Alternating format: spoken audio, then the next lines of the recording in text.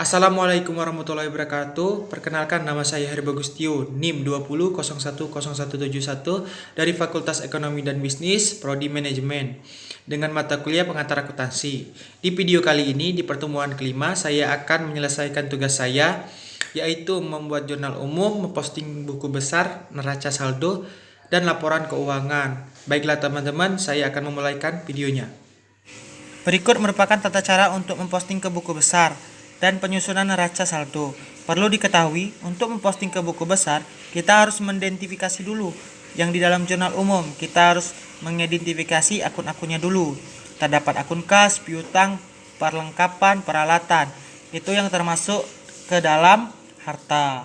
Kita harus urutan dulu dari harta, utang, modal, pride, pendapatan, dan beban. Baiklah teman-teman, kita akan mulai sekarang. Ini adalah jurnal umum yang saya buat. Seperti yang saya jelaskan tadi, untuk memposting ke buku besar, kita harus membuat dulu seperti ini. Ini merupakan contoh buku besar yang nama akunnya kas. Di sini terdapat tanggal, transaksi, nama akun, referensi, debit kredit, saldo debit kredit. Nah, ini adalah contoh buku besar yang terdapat nama akun kas, nama akun piutang usaha, nama akun perlengkapan, dan lain-lain. Baik, kita lanjut. Di antara jurnal umum ini, kita harus menotifikasi dulu yang nama akunnya kas. Di sini coba kita lihat ada berapa akun kas. 1, 2, 3, 4, 5, 6, 7, 8, 9, 10. Ada 10 teman-teman. Oke, setelah kita tahu berapa jumlah kasnya tadi, kita tulis dulu yang tanggal 1 Januari 2020. Terjadi kas. Kita lihat transaksi apa yang terjadi pada tanggal 1 Januari.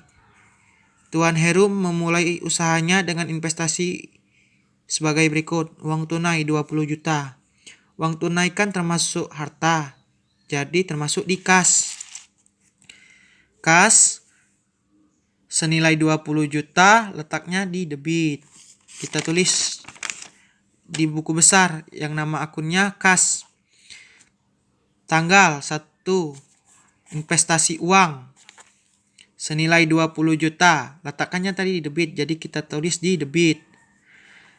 Di saldo juga kita tulis di debit 20 juta. Di tanggal selanjutnya, itu di tanggal 5 terjadi kas. Kita lihat transaksi apa yang terjadi pada tanggal 5 Januari. Dibayar sewa tempat untuk 1 tahun senilai 6 juta. Berarti harta berkurang. Kita lihat kasnya. Di kredit senilai 6 juta. Oke, kita tulis lagi di buku besar. Pada tanggal 5 membayar sewa tempat senilai 6 juta. Kan tadi letaknya di kredit, jadi kita tulis di kredit. Nah, di sini saya jelaskan lagi. Debit ketemu kredit berarti itu dikurang. Jadi 20 dikurang 6 juta sama dengan 14 juta. Kita lanjut di tanggal berikutnya. Pada tanggal 10 terjadi kas. Kita lihat transaksi apa yang terjadi pada tanggal 10. Pada tanggal 10 Januari dibeli peralatan dari toko Samudra senilai 2 juta, dibayar tunai 1 juta, dan sisanya kredit. Kita lihat kasnya di mana? Di kredit senilai 1 juta. Kita tulis lagi di buku besar yang nama akunnya kas. Pada tanggal 10 dibeli peralatan senilai 1 juta. Tadi kan letaknya di kredit, jadi kita tulis di kredit. Nah, di sini lagi kita lihat debit ketemu kredit berarti dikurang 14 juta dikurang 1 juta sama dengan hasilnya 13 juta. Oke, lanjut di tanggal berikutnya.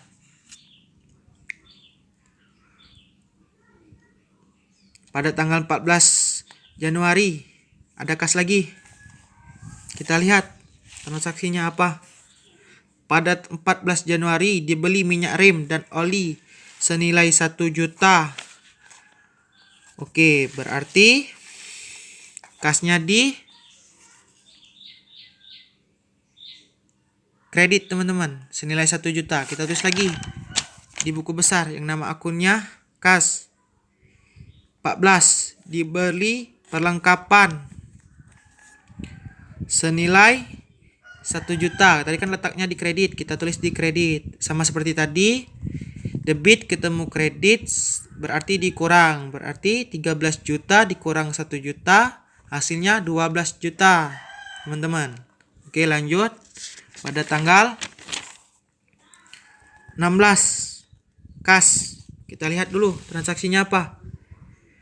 Tanggal 16 Januari diterima pendapatan jasa 5 juta dari pelanggan. Berarti kasnya di debit 5 juta, teman-teman. Kita tulis di sini. Pada tanggal 16 menerima pendapatan jasa sebesar 5 juta, teman-teman.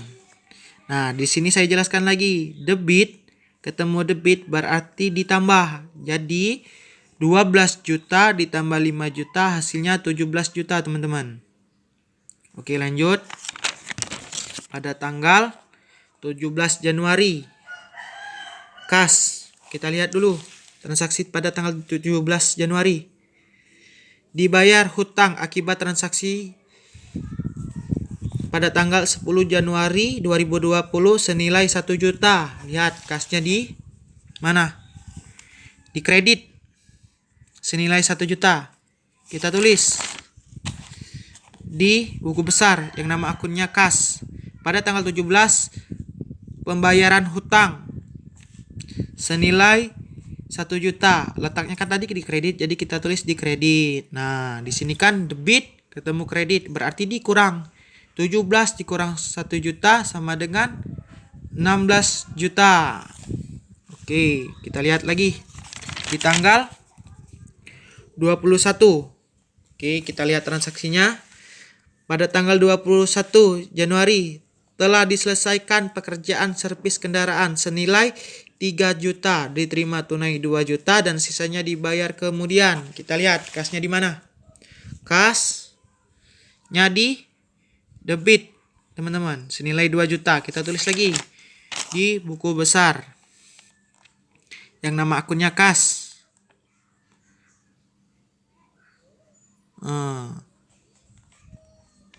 Pada 21 Januari penerimaan pendapatan senilai 2 juta. Kan tadi letaknya di debit, jadi kita tulis di debit. Nah, di sini sama seperti tadi.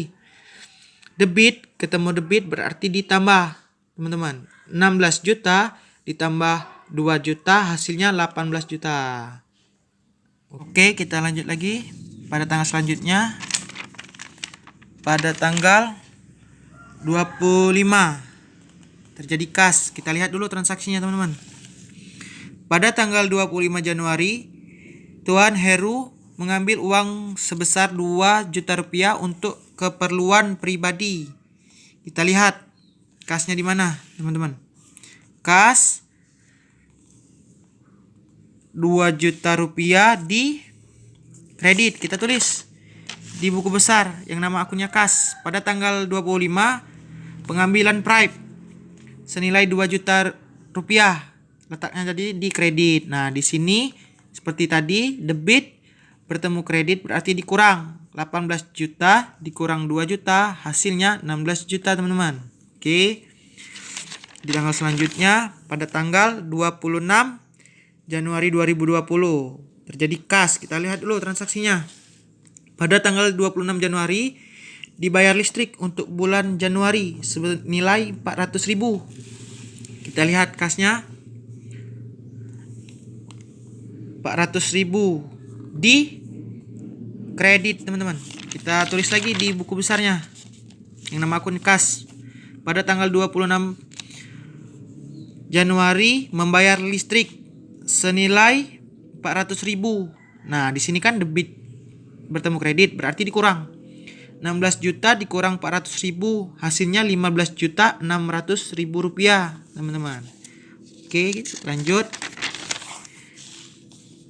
Pada tanggal 30 Januari 2020 terjadi kas. Nah, di sini transaksi terakhir kita lihat.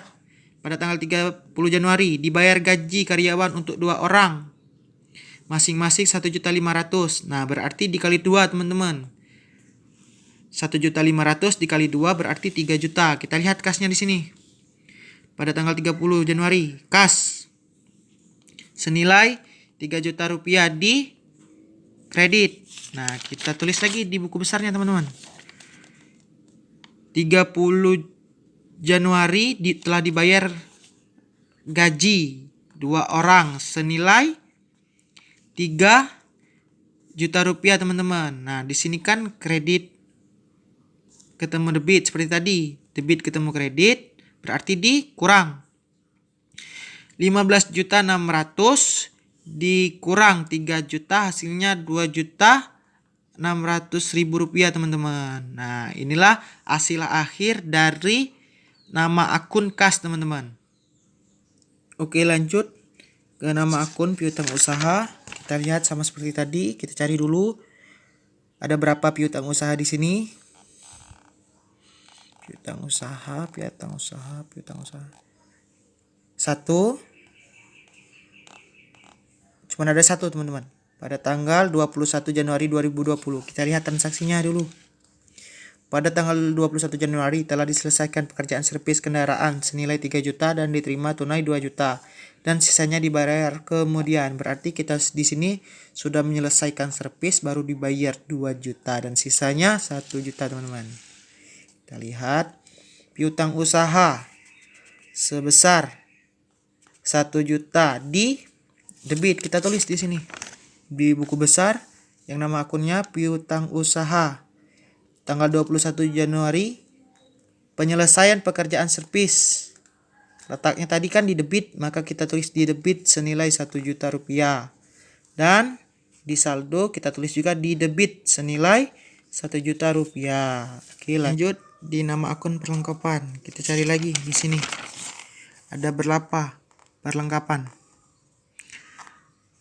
Perlengkapan 1, 2, cuman ada 2 ya. Oke, kita lihat yang pertama pada tanggal 1 Januari 2020. Perlengkapan bengkel senilai 1 juta rupiah. Kita lihat di sini perlengkapan bengkel senilai 1 juta rupiah, letaknya di debit. Kita tulis di buku besar yang nama akunnya perlengkapan. Pada tanggal 1 pemberian modal perlengkapan.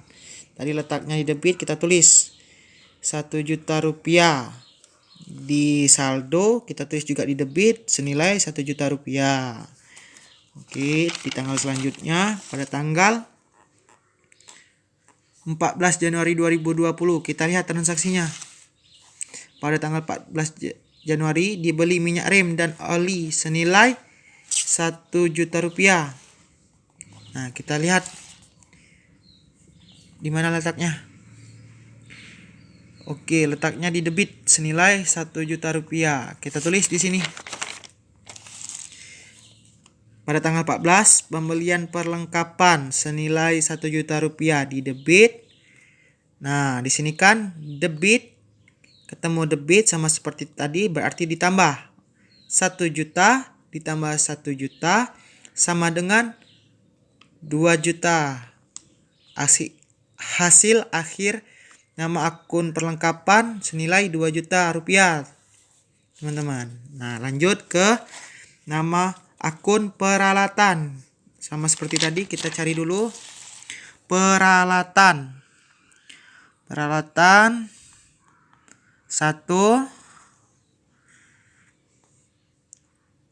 2.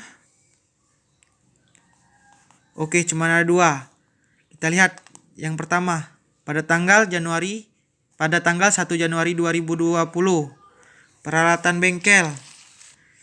Peralatan bengkel senilai 5 juta. Oke, kita lihat peralatan bengkel senilai 5 juta rupiah, letaknya di debit. Kita tulis di sini di buku besar yang nama akunnya peralatan 1, tanggal 1 pada pemberian modal peralatan sebesar 5 juta. Tadi kan letaknya di debit, jadi kita tulis di debit. Nah, di sini kita tulis juga di saldo di debit senilai 5 juta rupiah. Oke, pada tanggal selanjutnya pada tanggal 10 Januari 2020 kita lihat transaksinya. Pada tanggal 10 Januari dibeli peralatan dari toko Samudra 2 juta rupiah, dibayar tunai 1 juta rupiah dan sisanya kredit. Kita tulis membeli peralatan senilai 2 juta rupiah di debit. Kita tulis di sini, teman-teman. Di buku besar yang nama akunnya peralatan. Pada tanggal 10 pembelian peralatan senilai 2 juta di debit. Nah, di sini kan sama seperti tadi, debit bertemu debit berarti ditambah 5 juta ditambah 2 juta sama dengan 7 juta, teman-teman. Hasil akhir nama akun peralatan. Oke, selanjutnya. Nah, ini kan nama-nama akun dari teman-teman. Sama saja seperti tadi mencarinya, teman-teman. Kita cari dulu nama akunnya di jurnal umum, lalu kita lihat tanggal transaksinya, berapa jumlah uangnya, terletak di mana debit kreditnya, lalu kita hasil akhirkan seperti yang tadi saya katakan. Ini hasil akhirnya, hasil akhir saldonya. Nah, setelah kita mengerjakan buku besar tadi, hasil-hasilnya kita masukkan ke dalam neraca saldo, teman-teman. Apa itu neraca saldo? Neraca saldo adalah suatu daftar yang berisi seluruh jenis nama akun beserta saldo total dari setiap akun yang disusun secara sistematis sesuai dengan kode akun yang bersumber dari buku besar tadi, teman-teman. Nah, di sini ada nomor akun, di sini ada akun, di sini debit, kredit. Di sini nomor akun terdapat dari buku besar. Akun kas, akun piutang, perlengkapan ini terdapat dari